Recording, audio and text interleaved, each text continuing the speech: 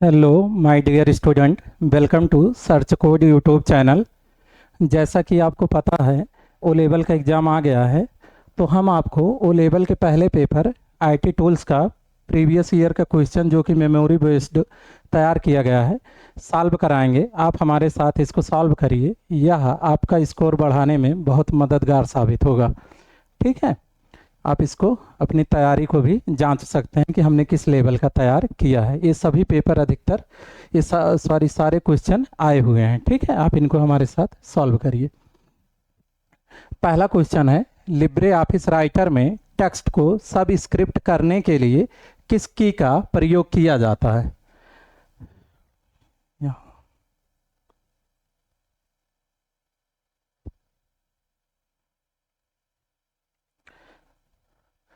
देखिए, Libre Office writer में text को सबस्क्रिप्ट करने के लिए किस की का प्रयोग किया जाता है? तो आप जानते हैं ना, सब स्क्रिप्ट करने के लिए हमेशा हम control plus shift plus B का प्रयोग करते हैं।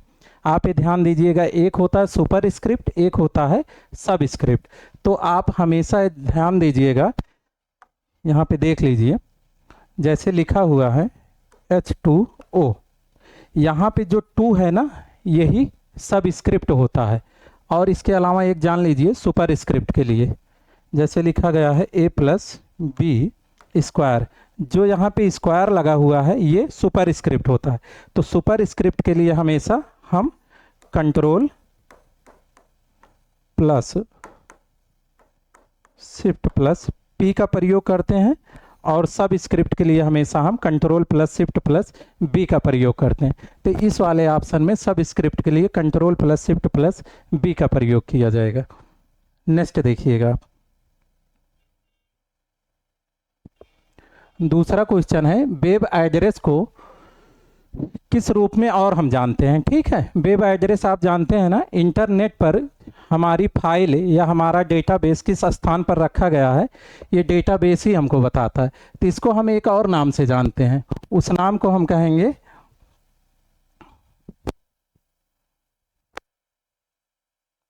उसको हम यूआरएल कहते हैं। ये बहुत सिंपल सा क्वेश्चन है और बहुत बार पूछा गया है। उसको हम यूआरएल कहते हैं। यूआरएल का पूरा नाम आप जानते रहिएगा, यूनिफॉर्म रिसोर्स लोकेटर। ये एक सिंपल सा क्वेश्चन कई बार आ चुका है, वेब एड्रेस को किस रूप में जानते हैं? तो हम यूआरएल के रूप में जानते हैं। अब अगला हम देखते हैं,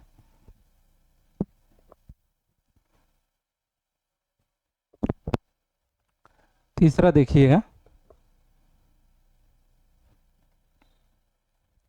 इसमें दिया गया है, लिब्रे ऑफिस राइटर में फाइल एक्सटेंशन का उपयोग टेम्पलेट के लिए किया जाता है। किस एक्सटेंशन का उपयोग लिब्रे ऑफिस राइटर में जो है एक्सटेंशन के लिए किया जाता है? टेम्पलेट का एक्सटेंशन नेम क्या होता है, यही पूछ रहा है। तो आप सिंपल सा जानिएगा, टेम्पलेट का extension name dot O D T होता है। इसके साथ दो तीन और एक्सटेंशन नेम बहुत ज़्यादा ज़रूरी हैं, आप उनको जानते रहिएगा। जैसे होता है लिब्रे ऑफिस राइटर का एक्सटेंशन नेम, तो उसका होता है राइटर का डॉट ओ डी टी होता है।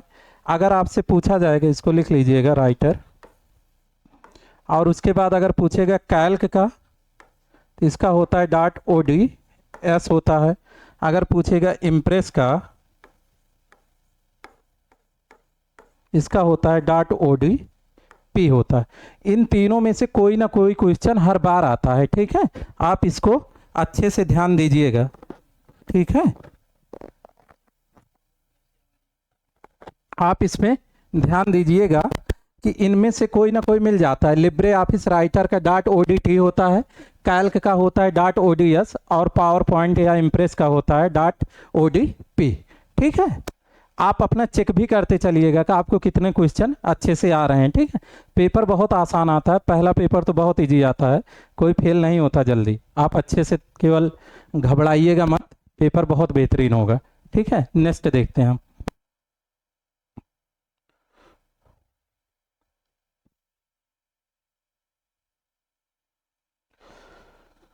इसमें दिया है लिब्रे ऑफिस कैल्क में न्यूनतम जूम कितना होता है, मतलब हम मिनिमम कितना जूम कर सकते हैं लिब्रे ऑफिस कैल्क में। ये कई बार आया हुआ क्वेश्चन है, तो हम मिनिमम हमेशा 20% कर सकते हैं।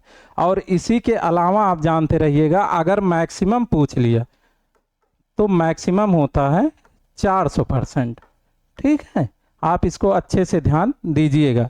Minimum 20%, maximum 400%।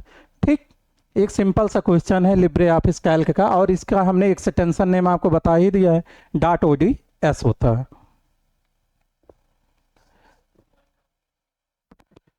अगला क्वेश्चन आप देखिएगा,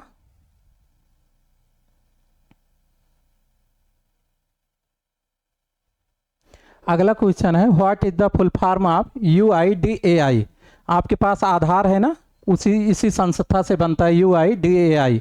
आप इसका एक बार अपने आप से पहले टिक कर लिया करिए, हमारे टिक करने से पहले, कि कौन सा ऑप्शन सही हो रहा है। ठीक है, एक सिंपल सा है फुल फॉर्म, इसका ध्यान दीजिएगा। आप कर लिए होंगे, अब देखिएगा। इसका होता है unique identification authority of India. इसको अच्छे से जानिएगा, ये कंपटीशन में भी बार बार पूछता रहता है। ओ लेवल के लिए तो आवश्यक है ही है। आप अगर कंपटीशन का एग्जाम देते हैं तो उसमें भी ये कई बार पूछा गया है कि UIDAI का पूरा नाम क्या होता है, तो unique identification authority of India होता है। ठीक है, अब नेक्स्ट देखते हैं।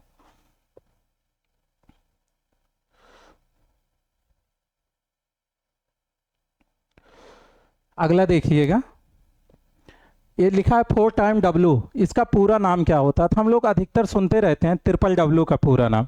तो ट्रिपल W का पूरा नाम क्या होता है, सबके जबान पे होता है वर्ल्ड वाइड वेब। अब एग्जामिनर क्या कर देता है, एक W और लगा देता है, तो बस आप भी एक वार्म और लगा दीजिएगा, सिंपल सा है। ठीक है, ज़्यादा परेशान होने की ज़रूरत नहीं, वर्ल्ड वाइड वेब है ही। इसको देखिए यहाँ से, वर्ल्ड वाइड वेब और वार्म। ठीक, इसके अलावा देखिएगा, ये तो हो गया ट्रिपल W का। अगर मान लीजिए पूछ लिया HTTP का, इसका जानते हैं ना, हाइपर टेक्स्ट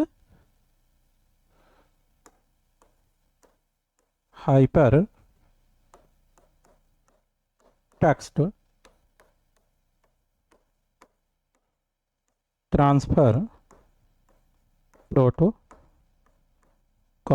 एक ये ध्यान रखिएगा, एक HTML का ध्यान रखिएगा, hyper text markup language, hyper text markup language. ठीक है, इन दोनों का भी आप ध्यान दीजिएगा। एक होता है हाइपर टेक्स्ट ट्रांसफर प्रोटोकॉल और दूसरा होता है हाइपर टेक्स्ट मार्कअप लैंग्वेज होता है। ठीक, नेक्स्ट देखते हैं। 7वां है MAN, मैन।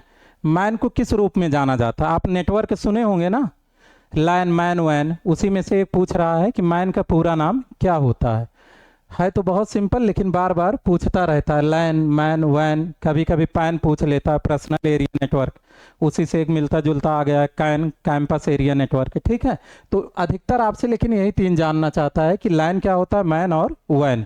तो मैन का अगर फुल फॉर्म तो आपके जबान पे हो गए तो मेट्रोपॉलिटन एरिया नेटवर्क होता है।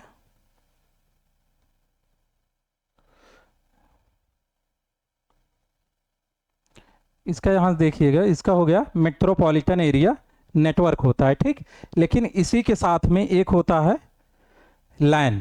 ठीक है, इसका भी ध्यान दीजिएगा, लोकल एरिया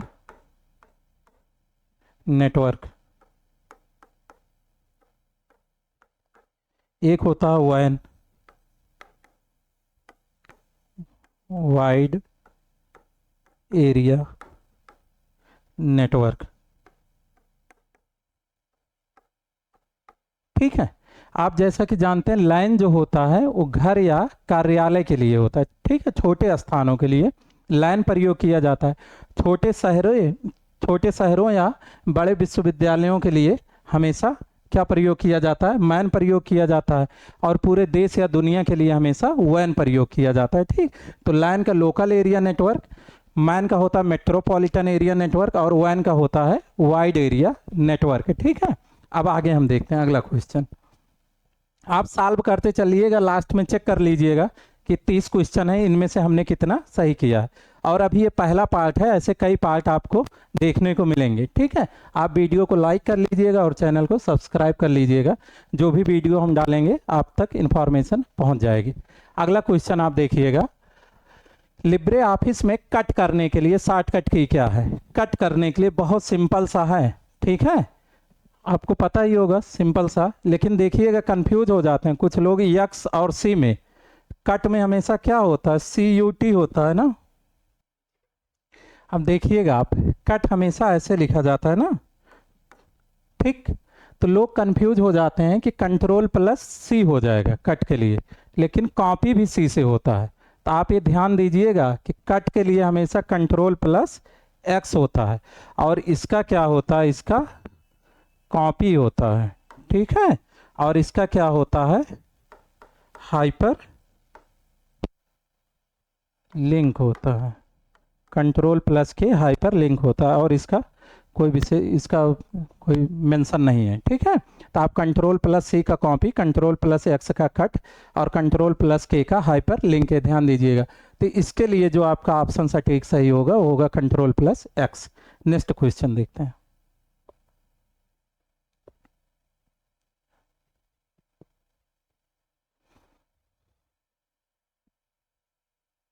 ठीक, इसका देखिएगा, लिखा है full form of VR। VR क्या होता है? VR होता है वर्चुअल रियलिटी, ठीक है, आभासी वास्तविकता, ठीक है। इसके माध्यम से एक ऐसा वातावरण तैयार कर दिया जाता है कि उसमें कि प्रत्येक वस्तुएं ऐसे लगती हैं कि जो कि रियल हैं, लेकिन वो सब टेक्निक के आधार पर तैयार की जाती हैं, टेक्नोलॉजी के माध्यम से। तो इसका बार बार पूछता है कि VR का पूरा रूप क्या होता है? तो VR का पूरा रूप होता है वर्चुअल रियलिटी, ठीक है। एक सिंपल सा है, आप इसको ध्यान दीजिएगा। नेक्स्ट देखिएगा,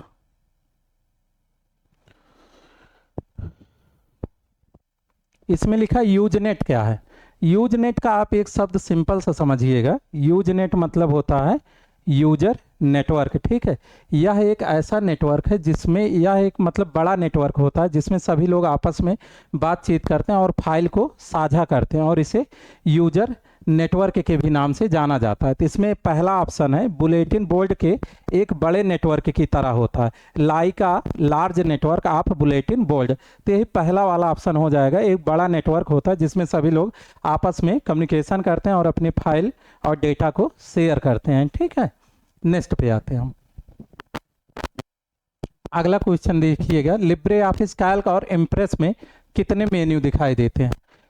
ये ध्यान दीजिएगा, कई बार पूछा गया कैल्क में कितने मेन्यू होते हैं और इम्प्रेस में कितने। इसमें एक साथ पूछ लिया है, नहीं तो अलग अलग पूछता है कि कैल्क में कितने मेन्यू होते हैं। तो हमेशा ध्यान दीजिएगा, कैल्क में 11 होते हैं और इम्प्रेस में 10 होते हैं। तो पहला ऑप्शन है 11, 10।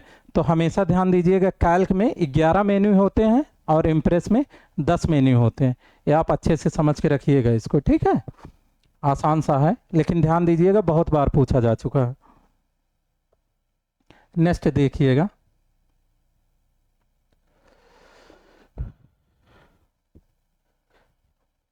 इसमें लिखा गया है what is the full form of SET। SET एक शब्द आया है, ET मतलब होता है इलेक्ट्रॉनिक ट्रांजैक्शन, ठीक है। और इसके ऊपर क्या लगाना है? यस। यस लगा है तो पहला इसका ही ऑप्शन, पहला वाला ही हो जाएगा ए, सिक्योर इलेक्ट्रॉनिक ट्रांजैक्शन। सुरक्षित पैसा जब हम ट्रांसफर करते हैं उसी के लिए ये आया है, ठीक। शब्द डिजिटल ट्रांजैक्शन जब होता है तो उसी में एक शब्द आता है सिक्योर इलेक्ट्रॉनिक ट्रांजैक्शन, ठीक। तो इसको आप ध्यान दीजिएगा, हो सकता है दोबारा भी रिपीट कर ले, ठीक है। आप अच्छे से सॉल्व कर रहे हैं ना हमारे साथ में, लगातार देखते रहिएगा इसको। नेक्स्ट है लिब्रे ऑफिस इम्प्रेस में न्यूनतम और अधिकतम जूम प्रतिशत क्या होता है? ये देखिए, यहाँ पे वहाँ पे पूछा था कैल्क का मिनिमम कितना होता है, यहाँ पे पूछ लिया है लिब्रे ऑफिस इम्प्रेस में न्यूनतम और अधिकतम जूम प्रतिशत क्या है। तो इसमें जो है C ऑप्शन हो जाएगा, ठीक है। 5 सॉरी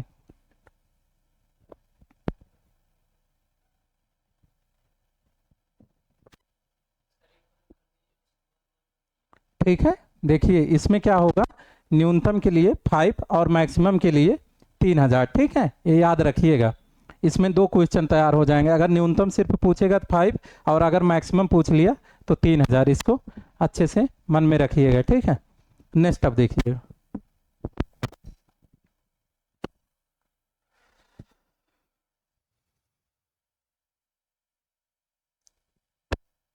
ये देखिएगा प्रेजेंटेशन की पहली स्लाइड को क्या कहा जाता है, ठीक है।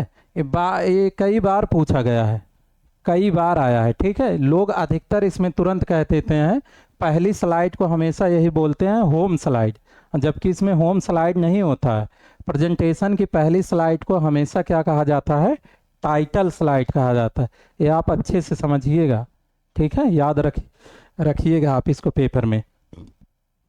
इसको हमेशा प्रेजेंटेशन की पहली स्लाइड को टाइटल स्लाइड कहा जाता है, ठीक। नेक्स्ट देखिएगा,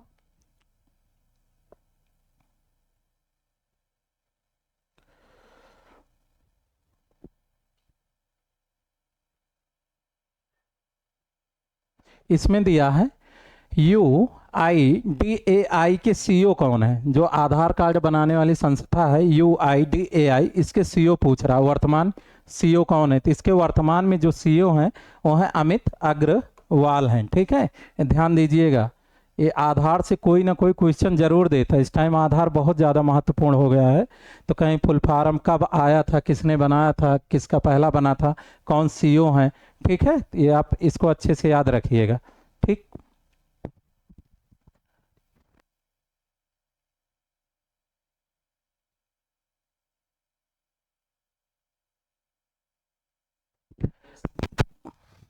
इसको आप ध्यान दीजिएगा, इसमें जो है सीईओ जो होंगे वो अमित अग्रवाल होंगे। इनको जान रहे हैं ना, अरविंद सुब्रमण्यम, नाम तो सुने होंगे इनका, अगर कंपटीशन देखते होंगे तो भारत सरकार के पूर्व में मुख्य आर्थिक सलाहकार रह चुके हैं। और इसमें एक है अमिताभ कांत, नीति आयोग का नाम सुने हैं, उसके सीईओ रह चुके हैं अमिताभ कांत।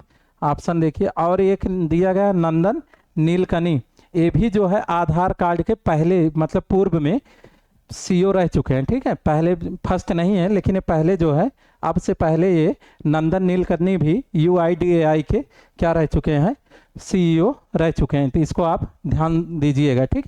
वर्तमान में लेकिन अमित अग्रवाल हैं, इनका नाम याद रखिएगा, ठीक है। अब आगे चलें, हो सकता है स्टैंडर्ड बढ़ा दें, क्योंकि आजकल हर परीक्षा अपना स्टैंडर्ड बढ़ा रहे हैं। फिर भी कितना भी स्टैंडर्ड बढ़ाएं, आप लोग अच्छे से तैयार किए रहिएगा, आपका काम हो जाएगा, ठीक है। और हम आपके साथ खड़े ही हैं, ठीक है। नेक्स्ट देखते हैं, इसको देखिएगा,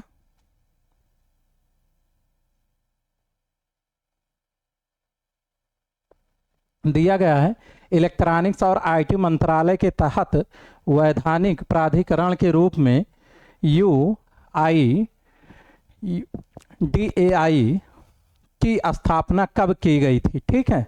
इसका थोड़ा लेवल एक ऑप्शन छिप गया है इसमें, इसका ऑप्शन हम बाहर लिख दे रहे हैं, यहाँ देख लीजिएगा, यहाँ लिखिए, इसमें यहाँ लिखा है ना 8 जनवरी 2000, एक ऑप्शन और रहा होगा इसे, 28 जनवरी होगा, 28 जनवरी 2009, 28 जनवरी 2009।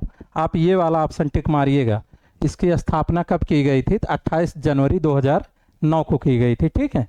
इसमें एक ऑप्शन दिख नहीं रहा है, थोड़ा टाइपिंग में मिस्टेक हो गई है, तो आप इसको पहला ऑप्शन ये होगा 28 जनवरी, ठीक है, 2009, यही ऑप्शन इसका सही है, आप इसको देख लीजिएगा। नेक्स्ट आते हैं, इसमें दिया है choose the correct name of web browser. Web browser का सही नाम चुने, तो इसमें आपको चुनना है वेब ब्राउजर के नाम, ठीक है। तो आपको पता है गूगल, याहू, जीमेल, ये सब किस में आ जाएंगे, सर्च इंजन में आ जाएंगे, ठीक है, गूगल, याहू वगैरह। केवल ओपेरा जो है, ओपेरा क्या है, एक ओपेरा एक वेब, ओपेरा एक वेब ब्राउजर है, ठीक है। ये नाम आप याद रखिएगा। बाकी गूगल आपको पता है, याहू, ये सब क्या है, सर्च इंजन है। इसमें ओपेरा जो होता है वो वेब ब्राउजर होता है। नेक्स्ट देखिएगा, अगला क्वेश्चन भी उसी से रिलेटेड है, देखिए एक दूसरे से जुड़े हुए क्वेश्चन है। इसमें देखिएगा आप, सिंपल सा क्वेश्चन पढ़िए इसका, इसमें लिखा गया है इनमें से कौन सा ब्राउज़र नहीं है। ठीक है, अभी आया था ना ओपेरा, ब्राउज़र था, और यहाँ पूछ रहा है कौन सा ब्राउज़र नहीं है, घुमा दिया है क्वेश्चन थोड़ा सा। तो इसमें देखिएगा मोजिला फायरफॉक्स हुआ, ओपेरा हुआ, ये सब क्या है, और एज, ये सब क्या है, ब्राउज़र हैं, और इनमें पूछा है कौन सा ब्राउज़र नहीं है। तो ये सारे ऑप्शन जो हैं कट हो जाएंगे, इसका सही जो होगा याहू हो जाएगा, क्योंकि याहू क्या है, एक सर्च इंजन है। ठीक है, याहू, गूगल, ये सब, यांडेक्स हुआ, ये सब चाचा डॉट कॉम हुआ, ठीक है, डक डक गो हुआ, ये सब क्या है, सर्च इंजन है। ठीक, तो नेक्स्ट पे इस पे याहू सही होगा। ठीक है, इसमें दिया है मोबाइल में सबसे ज़्यादा इस्तेमाल होने वाला ऑपरेटिंग सिस्टम कौन सा है। तो ये तो हर किसी को पता है ना कि मोबाइल में सबसे ज़्यादा कौन सा ऑपरेटिंग सिस्टम इस्तेमाल होता है, जो कि ओपन सोर्स है।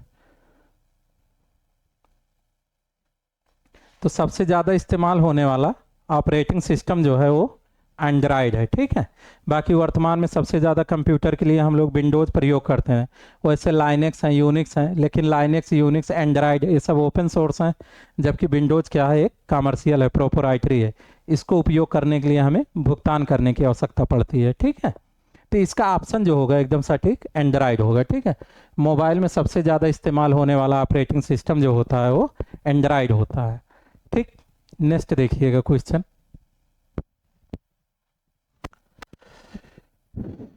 अगला क्वेश्चन दिया गया है इनमें से कौन सा पहला फोन था जो एंड्रॉयड ओएस चलाने में सक्षम था। ठीक है, उसका नाम था,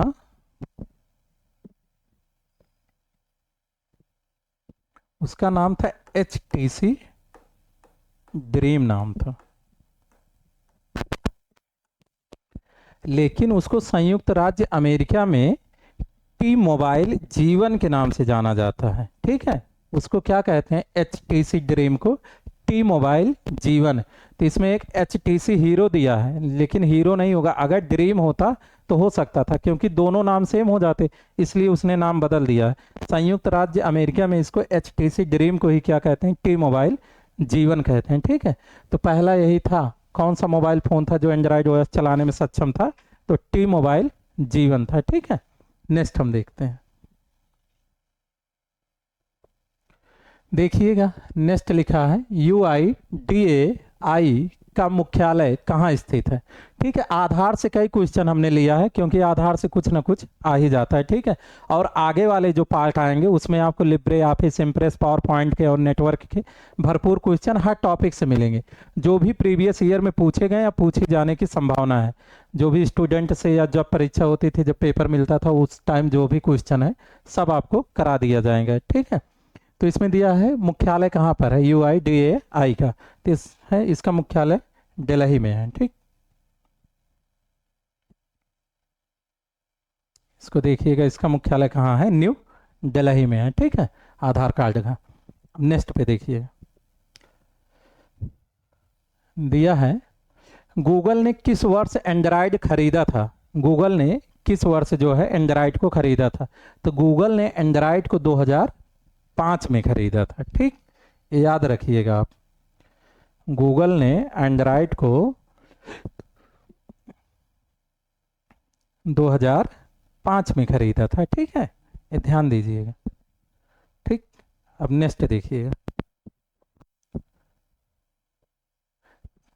23 क्वेश्चन नंबर देखिएगा, इनमें से कौन सा ऑपरेटिंग सिस्टम नहीं है। ठीक है,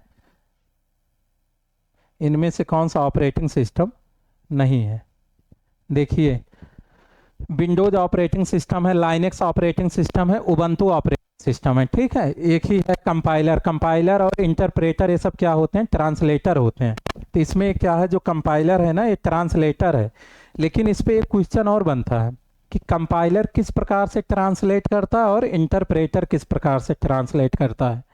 तो जो कंपाइलर होता है ना, यह पूरे प्रोग्राम को एक बार में ही ट्रांसलेट करता है। ठीक है, जहाँ जहाँ एरर होती है एक ही बार में बता देता है, जबकि जो इंटरप्रेटर होता है वो लाइन बाई लाइन चेक करता है।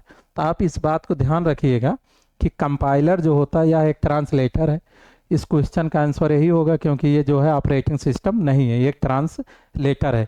और इसमें पूछता है कि कंपाइलर किस प्रकार से एरर को चेक करता है, तो यह पूरे पेज को एक ही बार में चेक करता है। अगर इसकी जगह इंटरप्रेटर रहेगा तो इंटरप्रेटर पूरे प्रोग्राम को लाइन बाय लाइन चेक करता है। नेक्स्ट देखिएगा, दिया है आईएमएफ का पूर्ण रूप क्या है, आईएमएफ का, ठीक है। आप अधिकतर मैगजीन अगर पेपर पढ़ते होंगे तो उसमें आता रहता है, ठीक है। इंटरनेशनल मॉनेटरी फंड होता है, ठीक। आईएमएफ का पूरा नाम, सॉरी,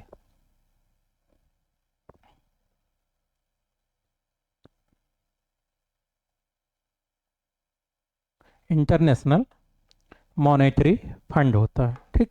ये ध्यान दीजिएगा आप, इंटरनेशनल मॉनेटरी फंड होगा, ठीक। और इसी के साथ एक दो क्वेश्चन और आप ध्यान दीजिएगा,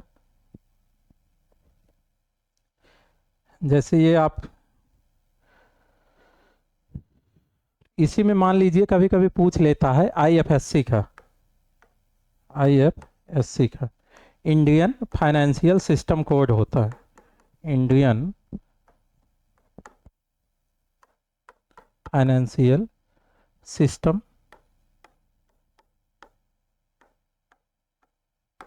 कोड होता है, ठीक है। और एक दो जो ट्रांजैक्शन में इस्तेमाल होते हों, ये हो गया ना। और एक होता है क्या, यूपीआई, ध्यान दीजिएगा, इसका भी कई बार फुल फॉर्म आया, यूनिफाइड पेमेंट इंटरफेस, ठीक है। यूनिफाइड पेमेंट इंटरफेस होता है, ठीक।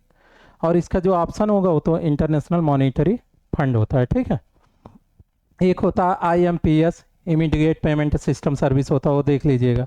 और एक होता है USSD, unstructured supplementary service data होता है, ठीक है। अब नेक्स्ट हम देखते हैं, देखिएगा दिया है निम्नलिखित में से किसने आधार अधिनियम 2016 पारित करके यूआईडीएआई की स्थापना की थी, किसने किया था। ये सिंपल सा क्वेश्चन है, ये ना राज्य सरकार ने किया था, ना रजिस्ट्रार ने किया था, ना एनरोलमेंट एजेंसी ने किया था, ये किसने किया था, गवर्नमेंट ऑफ इंडिया ने किया था, ठीक है। भारत सरकार ने किया था, गवर्नमेंट ऑफ इंडिया। ये आप ध्यान दीजिएगा कि इसके जो है स्थापना किसके द्वारा हुई थी, किस सरकार के द्वारा, तो वो भारत सरकार के द्वारा हुई थी। नेक्स्ट देखिएगा,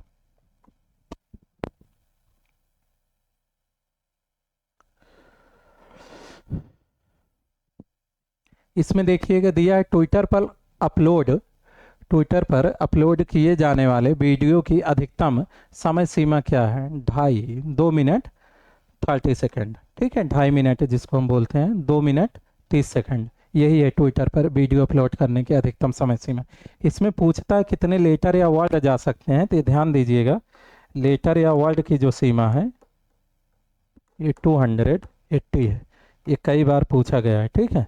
इसको आप याद रखिएगा, 280 आता है, ठीक है, लेटर की सीमा जो हम टाइप करके ट्वीट कर सकते हैं, उसके लिए 280 आता है। और इस पे जो वीडियो अपलोड करने की अधिकतम समय सीमा है 2 मिनट 30 सेकंड है, ठीक। नेक्स्ट,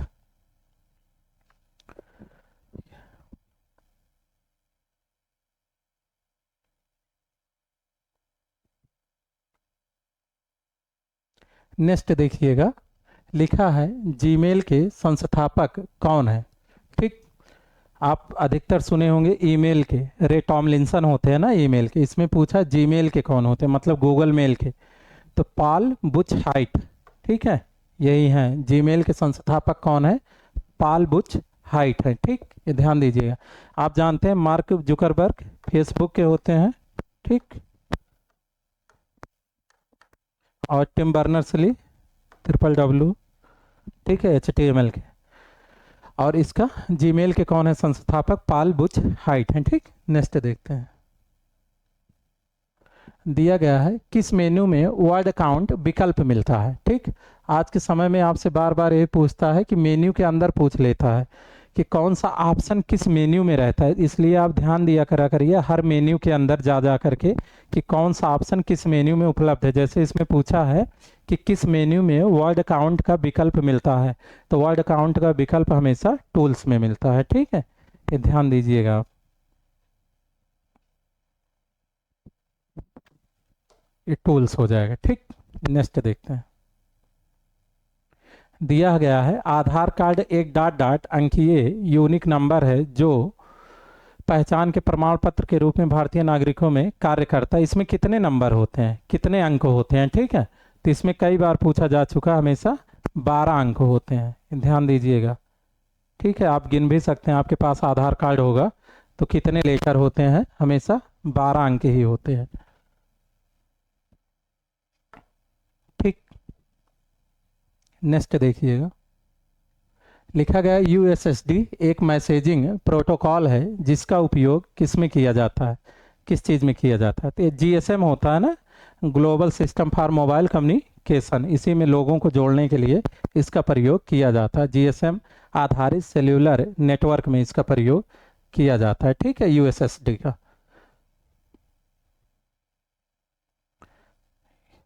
और इसका पूरा नाम आप ध्यान दीजिएगा, यूएसएसडी का अनस्ट्रक्चर्ड सप्लीमेंट्री सर्विस डेटा होता है। ठीक, अनस्ट्रक्चर्ड सप्लीमेंट्री सर्विस डेटा होता है और इसका प्रयोग जीएसएम में किया जाता है, जीएसएम बेस्ड सेल्यूलर नेटवर्क में। बाकी ठीक है, ये आज एक छोटा सा पार्ट था, पहला वीडियो था, इसलिए आप इसको अच्छे से देखिएगा। आगे जो सीरीज आएंगी आपको Libre Office Writer, Libre Office Impress और लिब्रे ऑफिस कैल्क के और नेटवर्क के introduction to computer operating system, हर चीज़ के क्वेश्चन मिलेंगे और बेहतरीन से बेहतरीन क्वेश्चन मिलेंगे जो आ सकते हैं परीक्षा में। आप इसको हमारे साथ सॉल्व करिएगा, ये आपके स्कोर को बढ़ाने में ज़रूर मदद करेंगे। ठीक है, और किसी भी कंप्यूटर कोर्स या किसी भी कंप्यूटर नॉलेज के लिए आप हमारे चैनल सर्च कोड को सब्सक्राइब करिए और वीडियो को लाइक करिएगा। धन्यवाद।